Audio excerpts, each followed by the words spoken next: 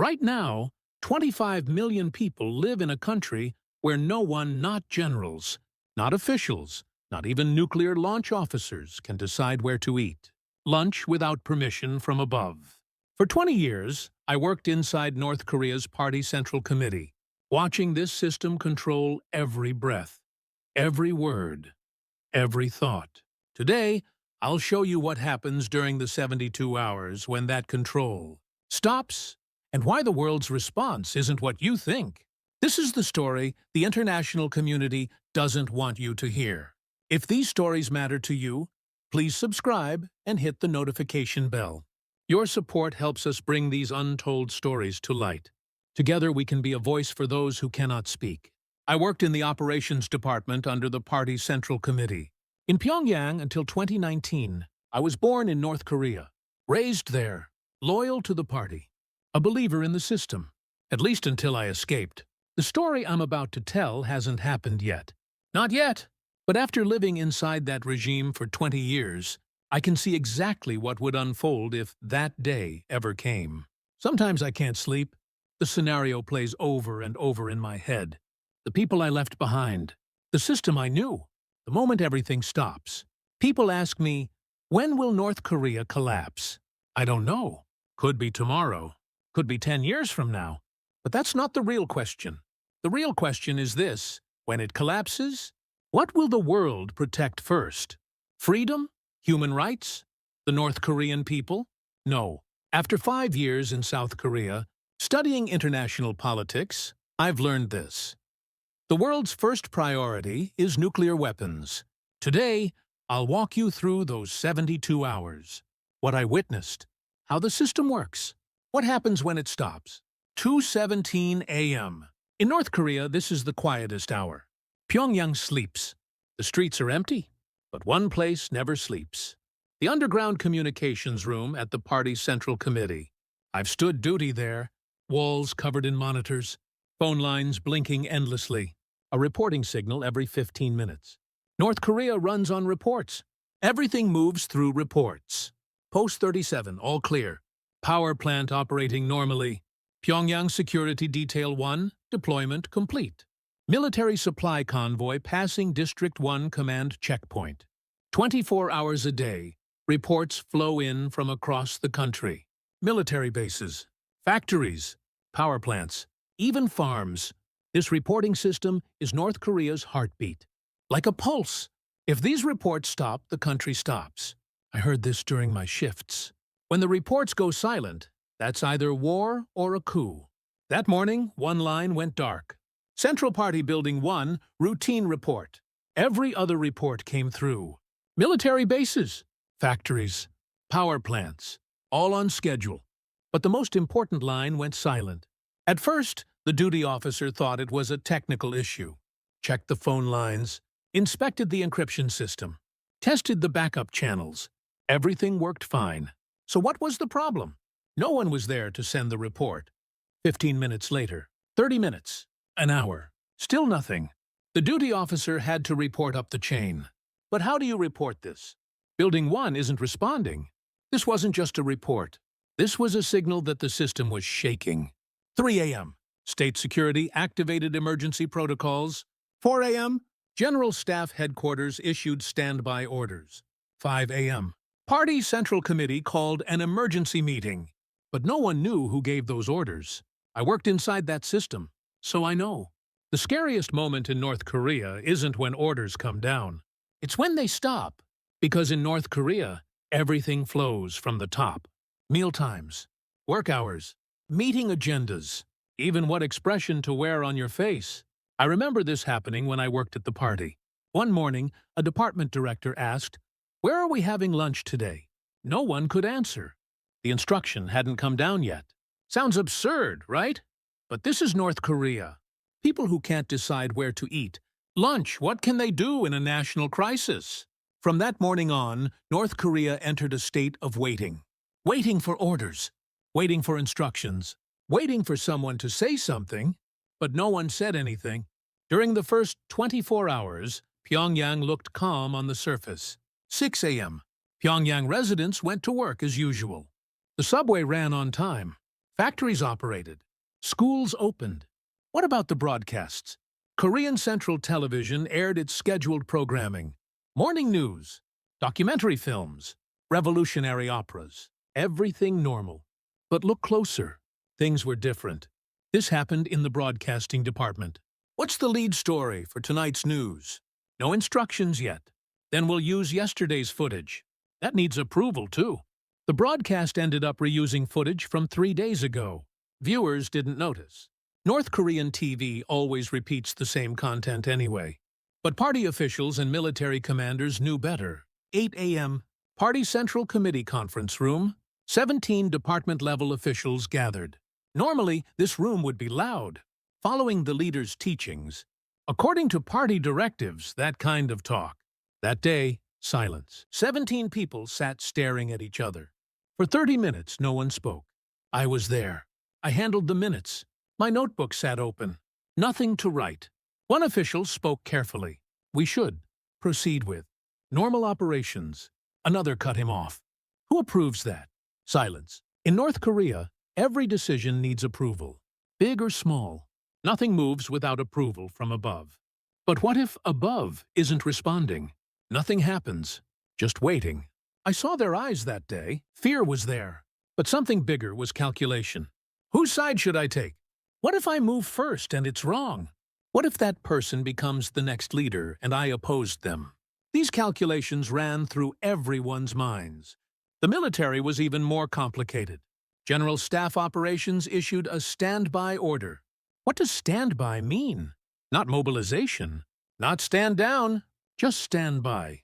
Frontline division commanders were confused. What does standby mean? Combat readiness? No. Just stand by.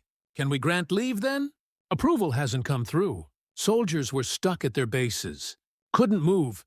Couldn't rest. And in the most dangerous place, the Nuclear Weapons Management Department, this happened. North Korea's nuclear launch system requires 3-level approval.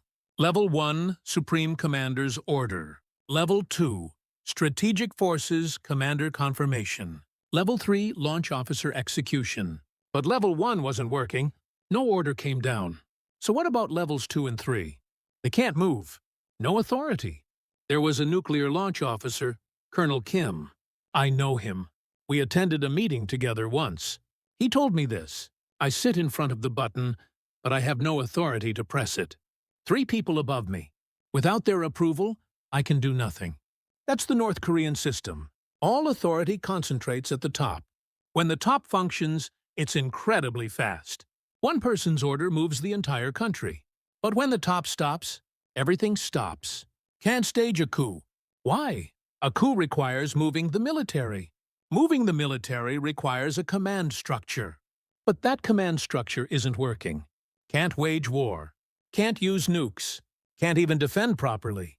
During the first 24 hours, the biggest danger wasn't war. It was the internal calculations over who do we listen to next. I saw a state security official that evening. He sat at his desk, picked up the phone, put it down, over and over, more than 10 times. I asked, "Why aren't you calling?" He answered, "I don't know who to call." That was day 1 when the system stopped. After 24 hours, things began to change. North Korea stayed quiet. No official announcements, no statements, no changes on the news. But outside the borders, everything was shifting. Something I learned after defecting the U.S. Department of Defense has a North Korea Special Observation Protocol. It's classified. Never makes the news. But it exists. This protocol stays dormant during peacetime. But certain signals trigger it automatically. Those signals? Movement changes of key Pyongyang figures. Sudden spike or drop in military communications. Increased vehicle movement around nuclear facilities. When these signals hit simultaneously, the protocol activates. 24 hours in, the U.S. National Security Agency detected something strange. North Korean military communications went quiet. Normally, thousands of encrypted messages flow daily. Military command chains, unit communications, reconnaissance reports. Suddenly, communications dropped 30%. What did this mean? 2 possibilities. War preparation, reducing radio use for security. Command paralysis, no orders, so nothing to communicate. The U.S. assessed it was number 2. 24 hours in, a meeting convened in the Pentagon's underground situation room. Something's happening in North Korea. What exactly? We don't know, but it's definitely abnormal. The order came down. Activate the protocol. Priority 1, nuclear. From that moment, every U.S. intelligence asset turned toward North Korea. Satellite orbits adjusted. 24-hour surveillance of Yongbyon nuclear complex, Pyongyang nuclear test site, Auditor 10 Forest Twed, Hamgyong province missile bases. RC-135 reconnaissance aircraft moved into Korean airspace to intercept encrypted communications. Special forces at Okinawa military base went on standby. Why go this far? The U.S. has one nightmare scenario. When North Korea collapses, where do the nukes go? Doesn't matter who takes power. Doesn't matter who becomes president. But losing track of nuclear warheads, that's unacceptable. So the protocol's core is this: track nuclear movement in real time. If nukes move, follow them. Stop them by force if necessary. China moved the same way. China's Ministry of State Security moved faster than the U.S. They share a border with North Korea. 24 hours in, Chinese special forces deployed to the Jilin province border zone. Official cover story, routine training. Real purpose was different. If anyone crosses from North Korea, especially high-ranking officials or nuclear personnel, secure them immediately. China has its own worries. What if North Korean nuclear scientists defect to the U.S.? What if the military takes the nukes and becomes an independent force? What if North Korea completely collapses and U.S. troops reach the Yalu River? These scenarios are China's nightmares. So China's principle is this: best if North Korea doesn't collapse. But if it does, we control it first. What about South Korea? The South Korean government made no public announcement. Requested media control. Don't create unnecessary panic. But behind the scenes, things were moving. Military alert level raised from interest to caution. National Intelligence Service mobilized all assets in China. Hanawan Defector Resettlement Facility received orders to prepare emergency capacity. Because they knew, if something really breaks in North Korea, people will flood the border. At 48 hours, a strange situation developed. North Korea still made no announcement. Korean Central News stayed silent. Pyongyang broadcasts unchanged. But the entire world was already executing North Korea collapse scenarios. The country in question stayed quiet while everyone around it went into wartime mode. The irony: North Korean citizens still commuting to work, while the Pentagon plans North Korea collapse operations. No tanks on Pyongyang streets yet, but special forces already at the border. This is what a crisis really looks like. Many people misunderstand. If North Korea collapses, the U.S. or South Korea will go in and clean things up. Arrest Kim Jong-un. Establish a democratic government. Hold free elections. No, not at all. Something shocked me after coming to South Korea. The gap between what South Koreans think about a North Korean crisis and what the international community actually plans. After defecting, I studied international relations, read papers, attended expert lectures. That's when I learned what North Korea Crisis Plan Number 1 actually is for the U.S., China, and South Korea. Don't collapse the regime. Sounds strange, right? Why not topple Kim Jong-un's dictatorship? There are reasons, very practical reasons. First, if the North Korean regime disappears, who fills that vacuum? Warlords? Regional powers? Pro-China forces? Pro-U.S. forces? No one knows. And that uncertainty is more dangerous. At least now we know who Kim Jong-un is. We can predict what he wants, how he'll react. But in a power vacuum? Unpredictable. Second, economic burden. 25 million North Koreans. Who takes responsibility? South Korea? South Korea's GDP can't handle it. Experts estimate at least $500 billion minimum. The U.S. struggles to extract itself from the Middle East. No reason to take on North Korea. China? China's busy with its own economy. So who does it? No one. Third, and most important, nuclear weapons. North Korea has nuclear warheads. No one knows the exact number. Could be 30, could be 60. They have plutonium stockpiles, enriched uranium, missiles, chemical weapons. If the regime collapses, where does all this go? Do warlords take it? Do regional forces divide it up? Do terrorist organizations smuggle it out? Does China secure it under the guise of protection? Just imagining it is terrifying. What if one warhead reaches ISIS? What if missile technology flows to Iran? So plan number one's core is this: don't change the regime. Just control the nukes. How specifically? Step 1, 247, real-time surveillance of nuclear facilities via satellite and reconnaissance. Step 2, if nuclear movement detected, send immediate warning messages directly to North Korean military. Step 3, if warnings ignored, execute preemptive neutralization. Preemptive neutralization means, simply put, bombing. Not bombing the regime. Bombing the nukes. If a nuclear transport vehicle moves, destroy the vehicle. If a missile launcher moves, destroy the launcher. Leave the regime alone, but absolutely prevent nuclear movement. This is America's red line. Don't care who runs North Korea. Democracy or dictatorship doesn't matter. But if nukes move, we stop them. China's the same. China doesn't want North Korean democratization. They want predictable stability.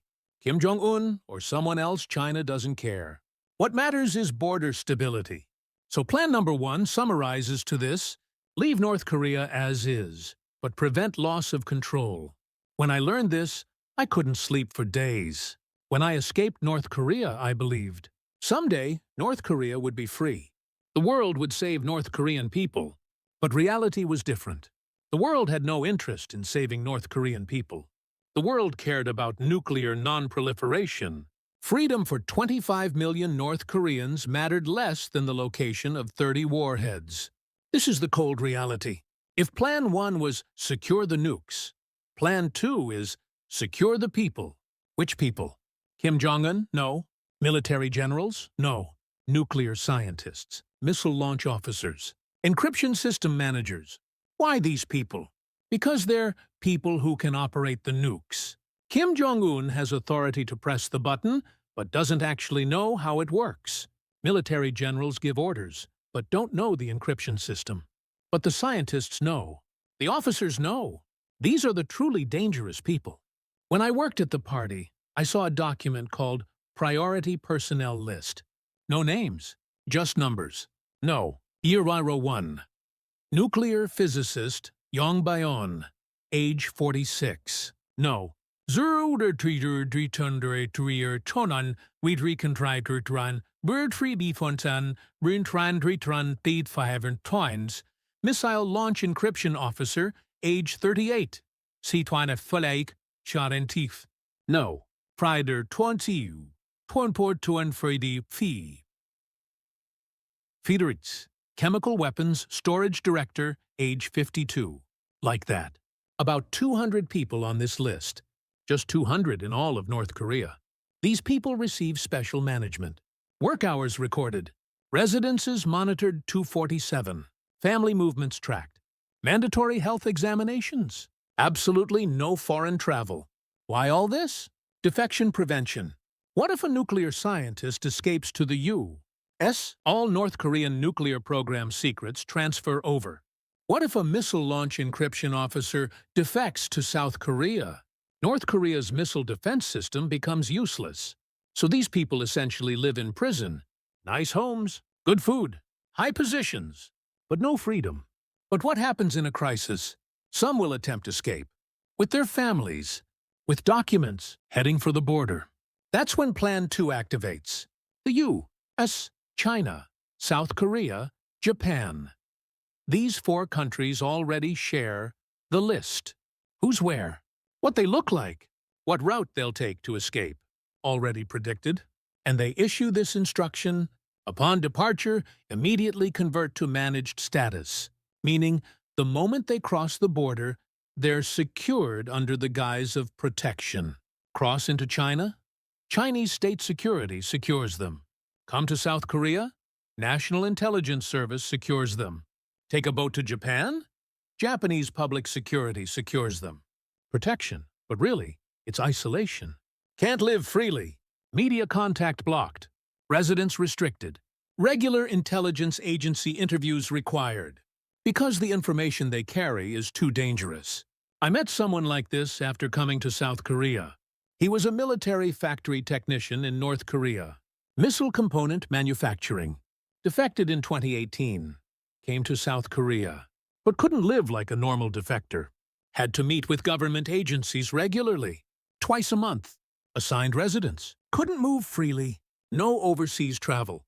He told me, "Brother, I came here seeking freedom, but I'm still under surveillance." In North Korea, the party watched me. Here, intelligence agencies watch me. What's the difference?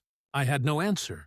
He said something else. In North Korea, we always pledged loyalty in words. I'll sacrifice my life for the leader's stuff like that. But turns out they were managing us by numbers.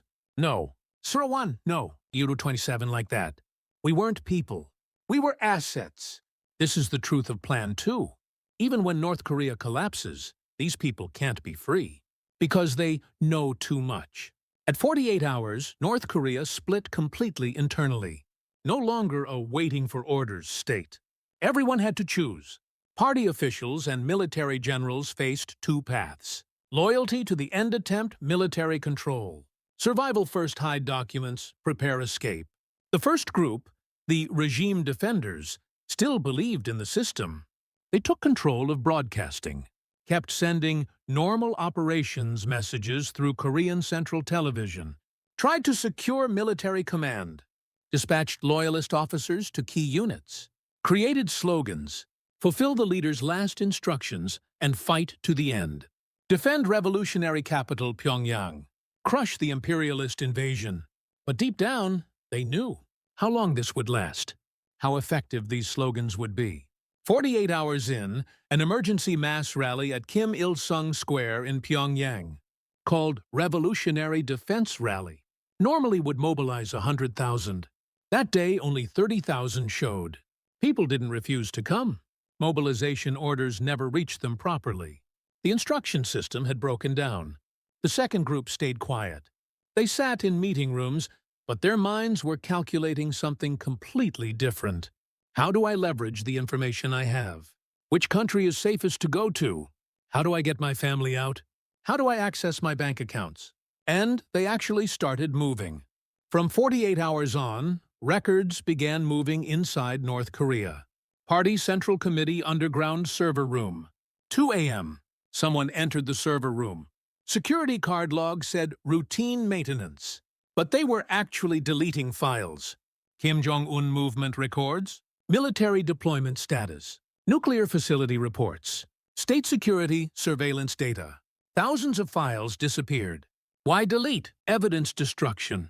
If the system collapses, these records could endanger them. And some files were copied to USBs, external hard drives, even printed on paper. Why copy? Survival cards. If they escape, these documents become bargaining chips. I'll give you this information.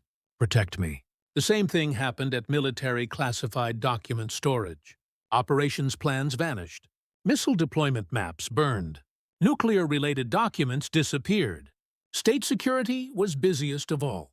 What's state security's greatest asset? Information. Who did what? Who met whom? Who said what? All recorded. 48 hours in, state security officials started smuggling out files they managed. This is my insurance, and something else happened. Witnesses started disappearing. People who knew too much quietly vanished. Nuclear facility technician Mr. Park didn't show up for work at 48 hours. Rumors said he was hospitalized. Missile unit Colonel Kim suddenly went on regional assignment. Contact lost. Party Central Committee accounting manager, Mr. Lee, took vacation. His Pyongyang apartment sat empty. Why? 2 reasons. Hid themselves, sensed danger. Preparing escape. Someone hid them isolated to silence them. Either way, same result. Witnesses gone. I was one of them. On the night of the 48th hour, I decided. Can't wait any longer. Have to move now. Pulled some documents from my desk drawer. Party internal network chart. State security movement logs. Military deployment data. Key personnel weakness records. Illegal. Just possessing these was a death sentence. But I knew, when the system collapses, what protects me isn't loyalty. It's information. Copied to USB. Hid it in my clothes. Went home. Told my wife, pack. Not much. Keep it small. We're leaving within a week. This is what collapse really looks like. Not gunfire. Not explosions. The smell of burning documents. The sound of files deleting. Someone quietly packing. 72 hours passed. What people expected didn't happen. War? No. Coup? No. Revolution? No. Unification? No. Korean Central Television still broadcast. People still walked Pyongyang streets. Soldiers still manned checkpoints. Factories still operated. On the surface, nothing changed. But look inside. Everything had changed. The biggest change, the command chain broke. 72 hours earlier, one person's order moved the entire country. One leader's instruction moved 25 million people. Military moved. Factories ran. Students mobilized. But 72 hours later, different. No one knew whose orders to follow. Military waited. Waited for orders. Party held meetings. Postponed decisions.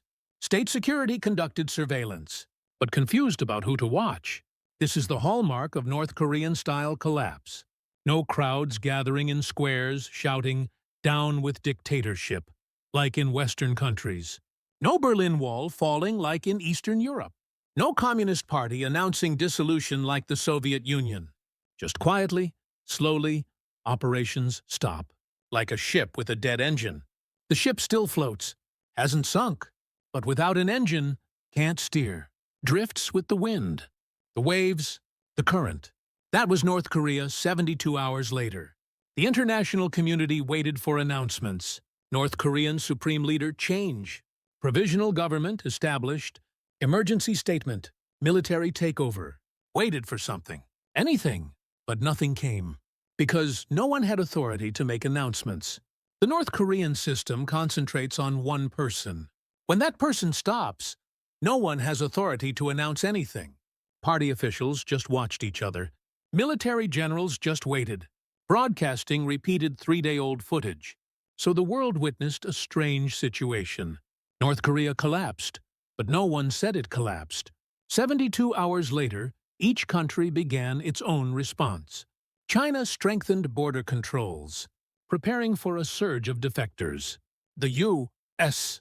continued nuclear facility surveillance, 24-hour satellite tracking.